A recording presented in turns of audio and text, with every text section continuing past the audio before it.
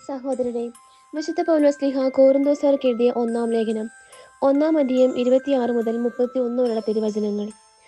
സഹോദരരെ, നിങ്ങൾക്ക് ലഭിച്ചിരിക്കുന്ന ദൈവവിളിയെപ്പറ്റി തന്നെ ചിന്തിക്കുവേൻ.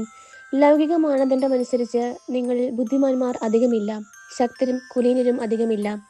എങ്കിലും വിജ്ഞാനികളെ ലജ്ജിപ്പിക്കാൻ ലോകദൃഷ്ടിയിൽ ഭോഷന്മാരായവരെ ദൈവം തിരഞ്ഞെടുത്തു.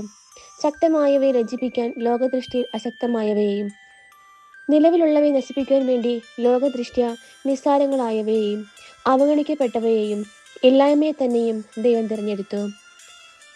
ദൈവസന്നിധിയിൽ ആരും അഹങ്കരിക്കാതിരിക്കാനാണ് അവിടുന്ന് ഇങ്ങനെ ചെയ്തത്. യേശുക്രിസ്തുവിലുള്ള നിങ്ങളുടെ ജീവിതത്തിന്റെ ഉറവിടം അവിടുന്നാണ്. ദൈവം അവനെ നമുക്ക് ജ്ഞാനവും നീതിയും വിശുദ്ധീകരണവും പരിത്രാണവും ആക്കിയിരിക്കുന്നു. അതുകൊണ്ട് എഴുതപ്പെട്ടിരിക്കുന്നത് പോലെ അഭിമാനിക്കുന്നവൻ കർത്താവിൽ അഭിമാനിക്കട്ടെ. നമ്മുടെ കർത്താവായ മിശിഹായ്ക്ക് സ്തുതി. സഹോദരരെ, വിശുദ്ധ മത്തായി എഴുതിയ സുവിശേഷം 5-1 വരെയുള്ള തിരുവചനങ്ങൾ.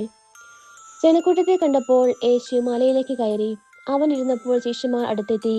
അവൻ അവരെ പഠിപ്പിക്കാൻ തുടങ്ങി. ആത്മാവിൽ ദരിദ്രരായവർ ഭാഗ്യവാന്മാർ, സ്വർഗരാജ്യം അവരുടേതാണ്. വിലപിക്കുന്നവർ ഭാഗ്യവാന്മാർ, അവർ ആശ്വസിപ്പിക്കപ്പെടും. ശാന്തശീലർ ഭാഗ്യവാന്മാർ, അവർ ഭൂമി അവകാശമാകും. നീതിക്ക് വേണ്ടി വിശക്കുകയും ദാഹിക്കുകയും ചെയ്യുന്നവർ ഭാഗ്യവാന്മാർ, അവർക്ക് സംതൃപ്തി ലഭിക്കും. കരുണയുള്ളവർ ഭാഗ്യവാന്മാർ, അവർക്ക് കരുണ ലഭിക്കും. ഹൃദയശുദ്ധിയുള്ളവർ ഭാഗ്യവാന്മാർ, അവർ ദൈവത്തെ കാണും. സമാധാനം സ്ഥാപിക്കുന്നവർ ഭാഗ്യവാന്മാർ, അവർ ദൈവപുത്രന്മാരെന്ന് വിളിക്കപ്പെടും. നീതിക്ക് വേണ്ടി പീഡനമേൽക്കുന്നവർ ഭാഗ്യവാന്മാർ, സ്വർഗരാജ്യം അവരുടേതാണ്.